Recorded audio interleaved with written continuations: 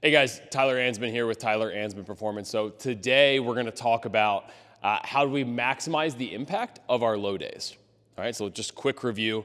The high-low model is like a pretty standard training model that we've talked about plenty of times in the past, right? Essentially, you'll have kind of high days, your high intensity days, above 95% of maximal output, whatever you're measuring.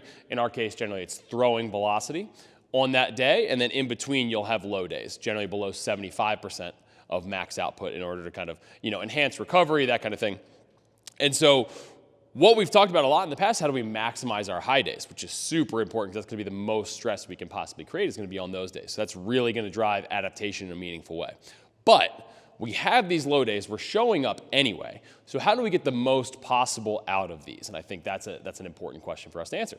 And so I think first, what do we want from a low day? What is it meant to accomplish? And so I think for me, what it generally is we want to open up the movement possibilities for our athletes who generally have a pretty narrow window of stuff that they're training day to day, right? We may have kind of one or two big rocks that we're going after in terms of changing that kind of throwing pattern on the mound. And so their drill work may be pretty focused on those things. So the low days are an opportunity for kind of differential learning. So getting out of this kind of narrow bandwidth of patterns and having this kind of greater movement library for kind of adjustability, robustness, all of these things.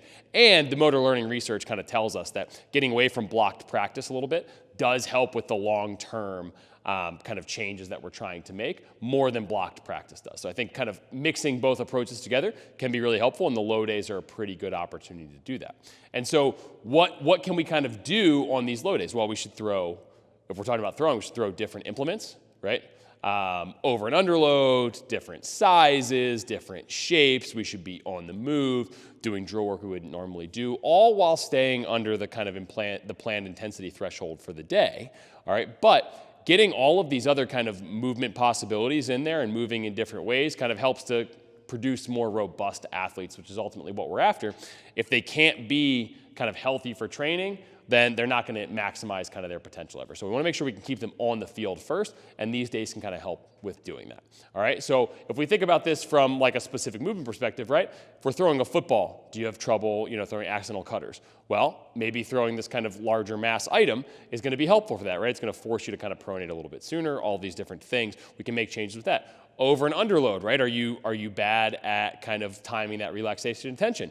Maybe overload's a little bit better for you, right? Are you kind of struggling with when to time that intent? Maybe these kind of underload items are good for you. So we can really do a lot of different things with the movements that we choose on our low days.